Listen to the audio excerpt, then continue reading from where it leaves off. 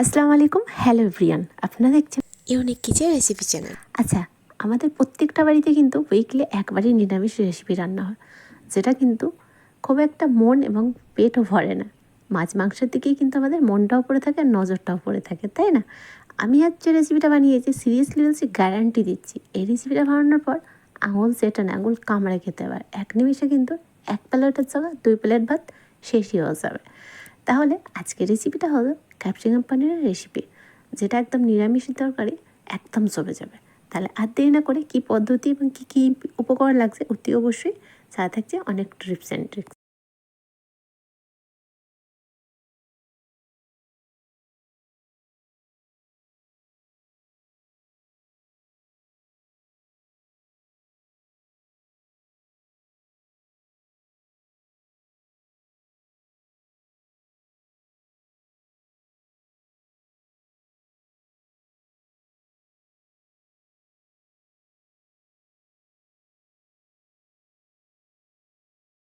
তাহলে capsicum পানিরের recipe বানানোর জন্য ইনগ্রিডিয়েন্টস কী কী লাগছে একটু দেখে নেন। ফার্স্ট এখানে আমি 300 গ্রামের কাছাকাছি পানির নিয়েছি। পানিরের কাটিংটা ঠিক এরকমভাবেই আপনাদের রাখতে হবে, খুব একটা মোটাও না আর খুব একটা পাতলাও না। অলমোস্ট আমি কাটিংটা করে নিয়েছিলাম। আচ্ছা, এখানে ভেজিটেবল লাগছে 2টা ক্যাপসিকাম, 2টা টমেটো। আচ্ছা, আর একটা ছোট্ট টিপ দিই, এখানে কিন্তু মোট আমার 3টা টমেটো লাগবে। 2টা ম্যারিনেশন আর একটা যাবে গ্রেভিতে। আচ্ছা, এই যে 2টা রেখেছি, এই 2টা হচ্ছে আমার ম্যারিনেশনে যাবে। ক্যাপসিকামটা কীভাবে কাটিং করছি সেটা একটু খেয়াল করে রাখতে হবে। এই যে ভিতরের যে সাদা অংশটা থাকে, আপনারা চাইলে ফেলে দিতেও পারেন, বাট রেখে দিতেও পারেন। আমি কিন্তু ফেলেই দিলাম। আচ্ছা, তার আগে কিন্তু অতি অবশ্যই টমেটো এবং ক্যাপসিকামটা ওয়াশ করে নিতে হবে।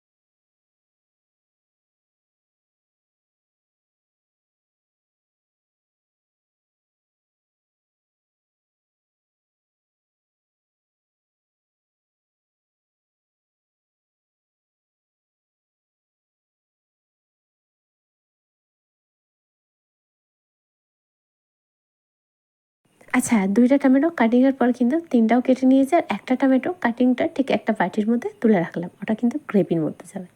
পানির ক্যাপসিকাম বানানোর জন্য একটা স্পেশাল মশলা রেডি করতে হবে। তার জন্য ওই 5 স্পুন সরিষার তেলের মধ্যে কালার যে হলুদের গুঁড়া, তারই সাথে কাশ্মীরি লাল মরিচের গুঁড়া, 1/2 টিস্পুন ধনিয়ার পাউডার, 1/2 টিস্পুন জিরার পাউডার, আচ্ছা 1/2 টিস্পুন ব্ল্যাক সল্ট, আর তারই সাথে 1/2 টিস্পুন একটু কাছাকাছি নর্মাল সল্ট, আর ওপর থেকে 1 টিস্পুন কাছাকাছি কাসুরি মেথি, ব্যাস। তারপর সমস্ত মশলাটা খুব সুন্দরভাবে মিক্স করার পর আমাদের যে কাটিং করা পনির, ক্যাপসিকাম এবং টমেটো, সেই সবটা কিন্তু এই স্পেশাল মশলার মধ্যে অ্যাড করে খুব সুন্দরভাবে মাখানোর পর ম্যারিনেশনে রাখতে হবে প্রায় আপনাদের ঘড়ি ধরে 15 থেকে 18 মিনিটের কাছাকাছি।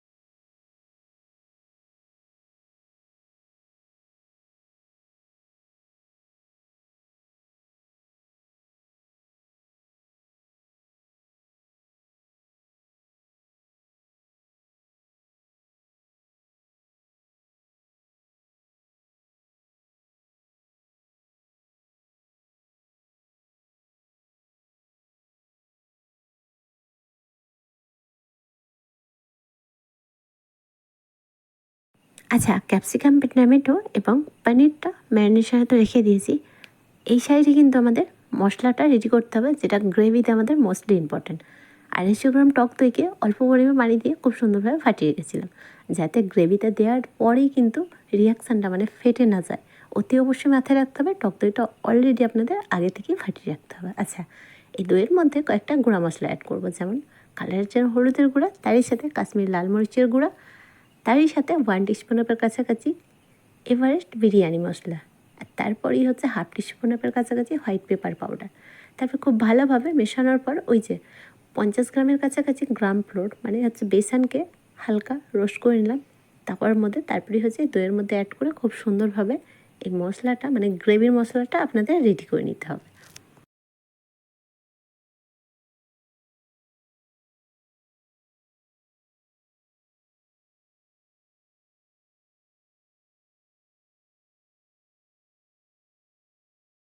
আচ্ছা, মশলার টেক্সচারটা ঠিক এরকম স্টেজে পরিণত হবে, মানে খুব একটা পাতলাও হবে না, খুব একটা গাঢ়ভাবে হবে না।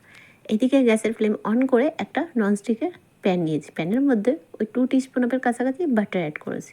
বাটারটা যখন মেল্ট হয়ে যাবে, ম্যারিনেট করা ক্যাপসিকাম, পনির এবং টমেটোটা অ্যাড করে দেন। আচ্ছা, গ্যাসের ফ্লেম অতি অবশ্যই মিডিয়াম টু স্লো ফ্লেমে রাখতে হবে। হাই ফ্লেমে রাখলে কিন্তু বাটারের যে ফ্লেভারটা সেটা নষ্ট হয়ে যাবে, আর পনিরটা অতি অবশ্যই অতিরিক্ত তেতে যাবে, যেটা কিন্তু স্বাদটা একদম নষ্ট করে দেবে।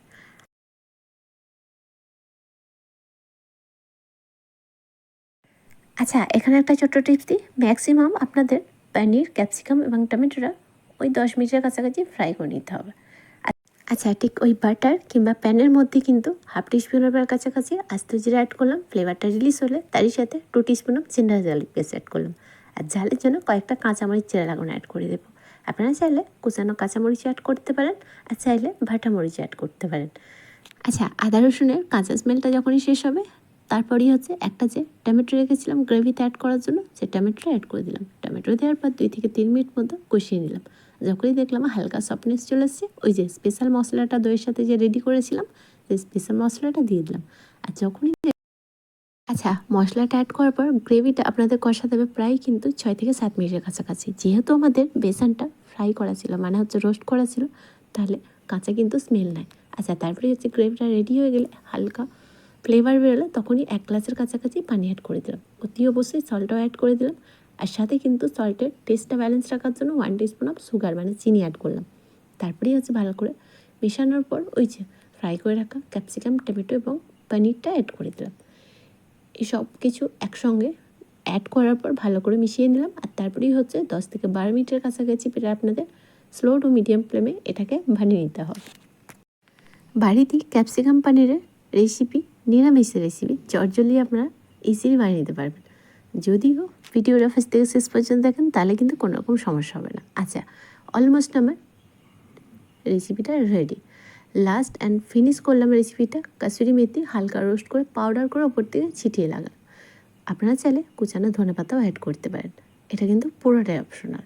আমি কিন্তু কুচানো অলরেডি রেখে দিয়েছিলাম। আশা করছি প্রত্যেকটা রেসিপির মতো পানির ক্যাপসিকামের রিয়ামাইস রেসিপি অনেক ভালো লাগছে। ভালো লাগলে অতি অবশ্যই কমেন্টে জানাতে ভুলবেন না। যারা আমার চ্যানেল এখনও নতুন আছেন, অতি অবশ্যই রিকোয়েস্ট রইল সাবস্ক্রাইব করে দেন, আর যারা অলমোস্ট আছেন অতি অবশ্যই অনেক সাপোর্ট লাগবে। তাহলে ভালো থাকবেন, সুস্থ থাকবেন, আবারও দেখা হবে নেক্সট রেসিপিতে।